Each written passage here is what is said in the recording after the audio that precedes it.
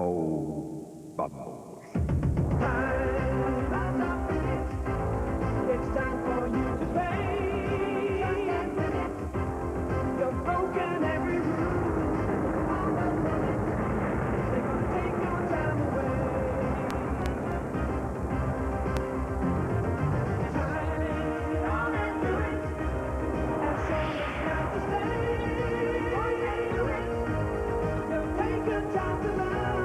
It's always do it. They're gonna take your time away.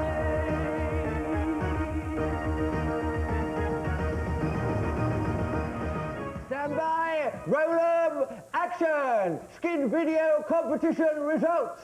Take 1.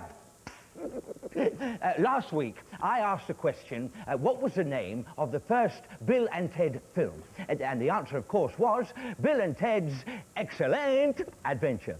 And there were so many replies that we have 2 winners, and they are Sarah Keenan from Gateshead and Alex North from London.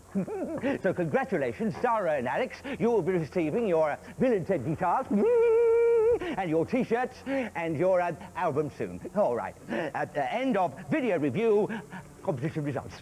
Cut. Actually, you know, talking about films reminds me of the time when I played a very famous detective on my planet Form. He was starred in a film called The Maltese Foreman. And he looked and sounded something like this. My name's Spanner, Skin Spanner. This is parallel 9, but you might as well just call it quits. If you want to see it, you can look it up in the dictionary under inhospitable. The surface is cold and empty, but not nearly as cold as empty as the dark cavern that opened up in my soul the night that she...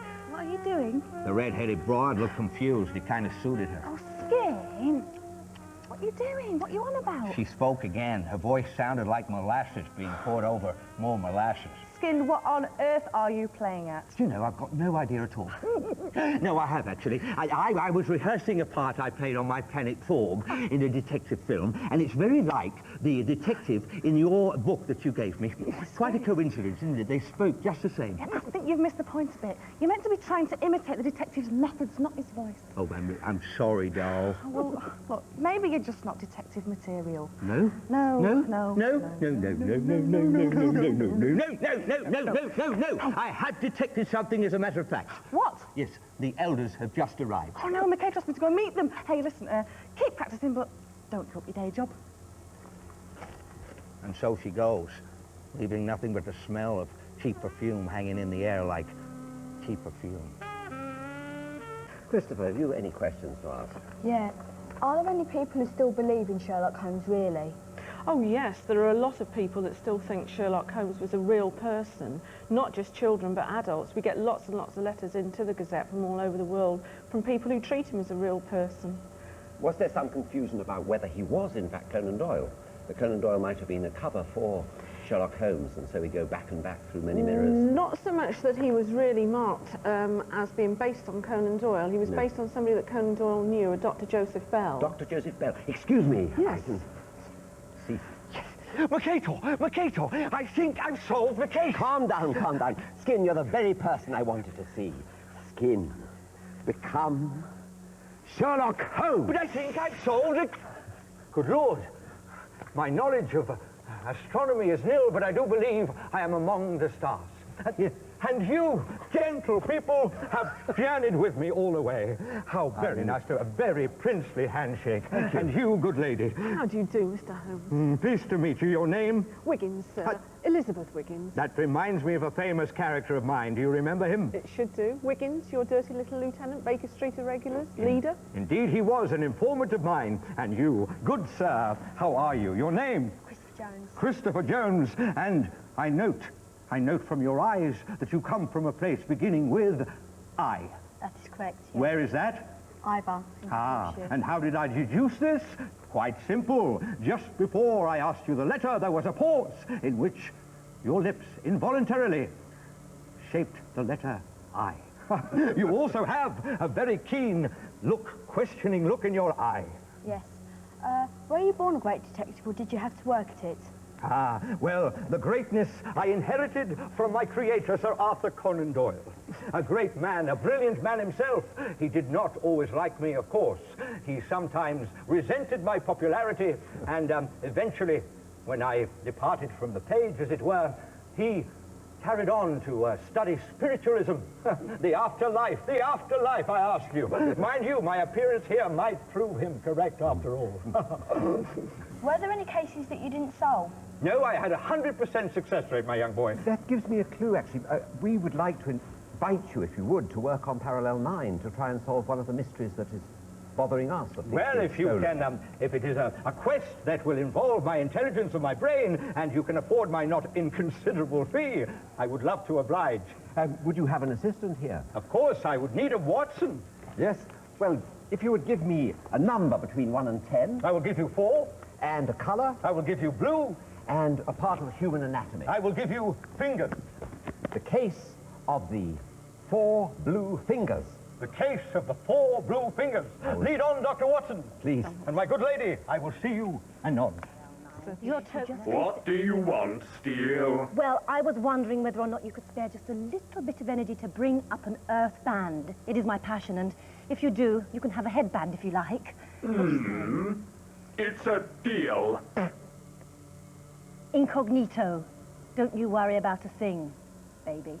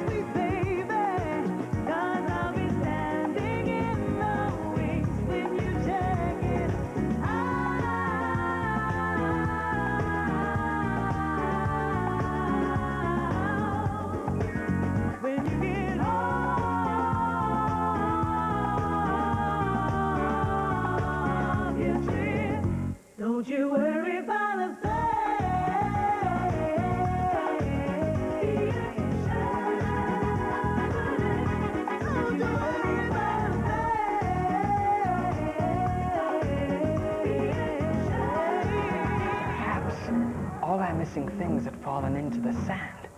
But there's nothing here. They vanished into thin air.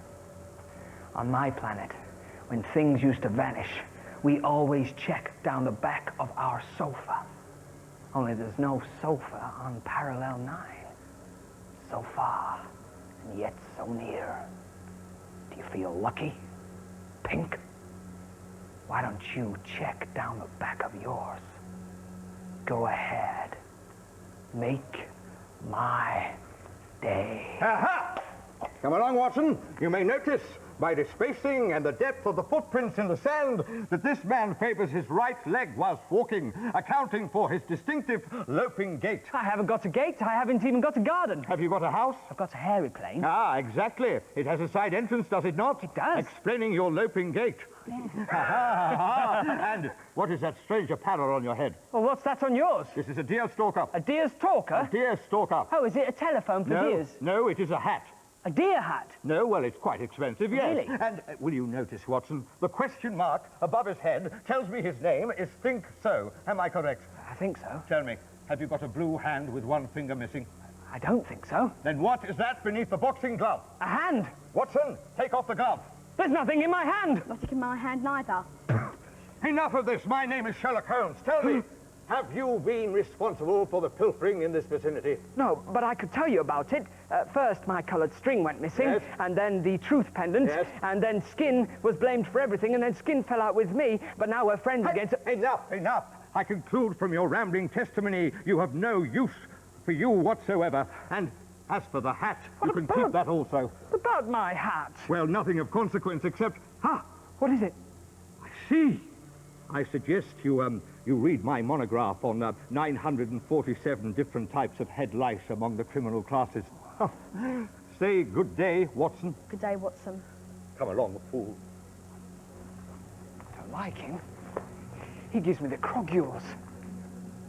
When I was in prison on Easter, the chief Thorgan investigator who came to interview me was just like him. Didn't listen to me.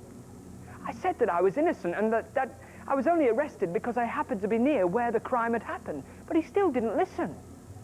And that's why he sent me here. Which is all right, really, because I've got more friends here on Parallel 9 than I ever had on Easter. But one thing's for sure. Mr. Shirley Holmelocks isn't going to be one of them. This way, Watson. Come along, don't dawdle. It's strange. I feel an alien presence, and yet I see nothing. Look here, Holmes. Now I do. Well discovered, Watson. And your name? Steele. Of course it is. I can tell by the colour of your eyes. Tell me, may I ask you a question? You may. Have you got one blue hand with one finger missing? There's nothing in my hand. There's nothing in mine either. I really don't understand that, Watson. Very well. You're of no use to me whatsoever. You may resume your disguise as a tree. I thought I had you stumped. The You three of us Sherlock must stick Holmes. together. Can you explain this? Yes, of course. You've been on the fiddle again. Watson, take the fiddle. And you must be the red-headed broad named Calendula. Yeah. Yes. May I ask you a question? Yes. Have you got a blue hand with one finger missing? There's nothing in my hand. There's nothing in mine either. We must stop this. Tell me. I see. I see you have just left a news pool and are on your way to a toxic crusade. How do you know that? Did you see all that in my hand? No, I spoke to the tope earlier on. However, Watson, say good day, Watson. Good day, Watson. Come along. Time's running out. Makata's got to go. Who's nicked our stuff? We still don't know. Ha-ha! Here comes Shirley. Come along, Watson, and do be careful with the Stradivarius. Yes, Holmes. Have you been lucky? Luck does not enter into it. However, I have succeeded in finding some lost items of my own, but I do feel the solution is within my grasp. Well, as soon as you're ready, let us know. Of course. My dear man, may I trouble you for a match? Mr. Shirley, this is a no-smoking planet. Charming. Well, Dr. Watson, it seems we have scoured the surface of the planet and found nothing. What do you suggest we do now? Well, Holmes, why don't we try down below? What a genius you are, Watson. What a... Good Lord. The game is afoot.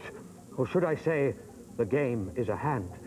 Well, I must tell Mercator of our findings. Watson, I shall see you back at 221B. Yes, Holmes. And may I say, you are the wisest and best person I have ever known. Yes. Mercator, have a good trip, Watson. I suppose you're wondering why I've gathered you all here today. You didn't. No, I didn't, but I would have done if you hadn't have been here already. The fact is, I have something very unusual. I wish to tell you something, that you have run out of time and I've run out of patience. Don't interrupt, Mercator. The fact is, I have something important to say. It is about the case. I think I've solved the case. My case. No, you haven't got a case. You haven't even got a rucksack. Well, that was an abject failure, wasn't it? Now we're never going to discover who's been stealing things from Parallel 9. Skin, you're back. Well, what's wrong with it? No, you're back here. Oh, did I have a nice trip? I think so. Oh, Cal. What? I had a feeling I was going to say something really important. Well, there's a first time for everything. Cal, you didn't really mean that. No. No?